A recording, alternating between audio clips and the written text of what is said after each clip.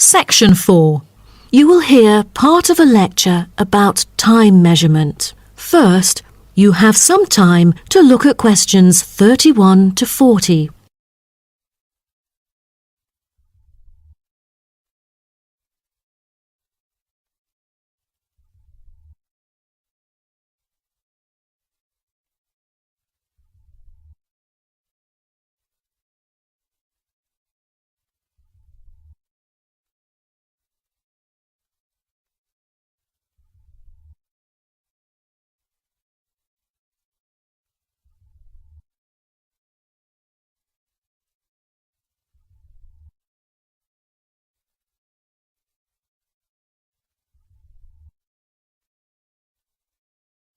Now, listen carefully and answer questions 31 to 40.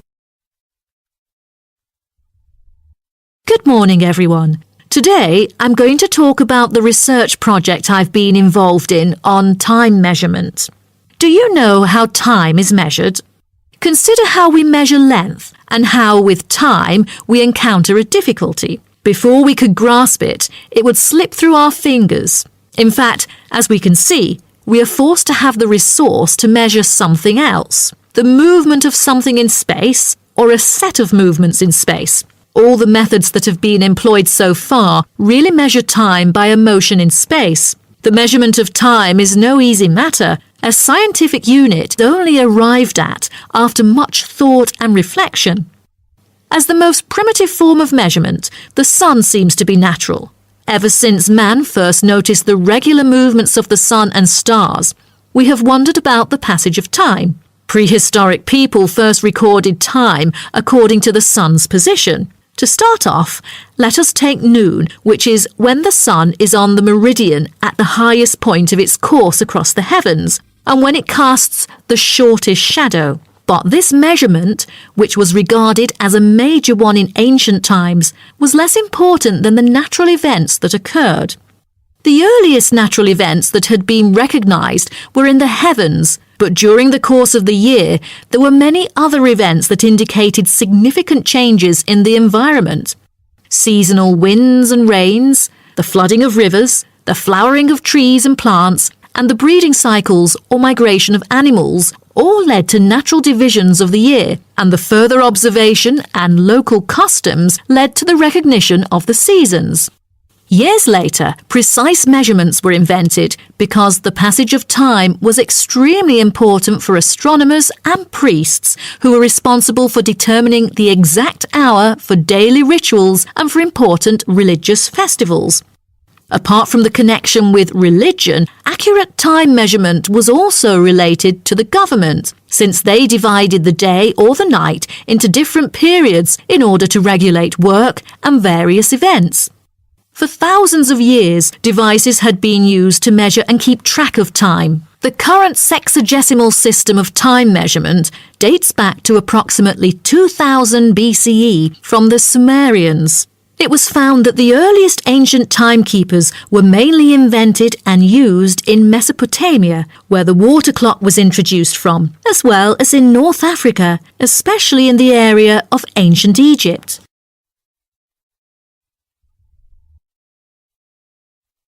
So, now I'd like to introduce you to some of the most well-known ancient timekeepers, as well as the disadvantages of them, for which they were replaced by various new forms of clocks that were used afterwards. A sundial is a device that tells the time of day by the apparent positioning of the sun in the sky. In the narrowest sense of the word, it consists of a flat plate and a gnomon which casts a shadow onto the dial. As the sun appears to move across the sky, the shadow aligns with different hour lines which are marked on the dial to indicate the time of day. However, it was quickly noted that the length of the day varied at different times of the year. Therefore, there could have been a difference between clock time and sundial time. In addition, the sundial was of no use at night, so a water clock was invented. The water clock, or clepsydra, appeared to have been invented around 1500 BCE and was a device which relied on the steady flow of water from or into a container. Measurements could be marked on the container or on a receptacle for the water. It was reliable, but the water flow still depended on the variation of pressure and temperature from the top of water in the container. As the technology of glass blowing developed, from some time in the 14th century, it became possible to make sand glasses. Originally, they were used as a measurement for periods of time like lamps or candles. But as clocks became more accurate, they were calibrated to measure specific periods of time. The drawback, however, as you can imagine, was the limited length of time they could measure. The last timekeeper to be introduced is the fire candle clock. Candle clocks took advantage of a simple concept, the slow and consistent nature of a burning wax candle.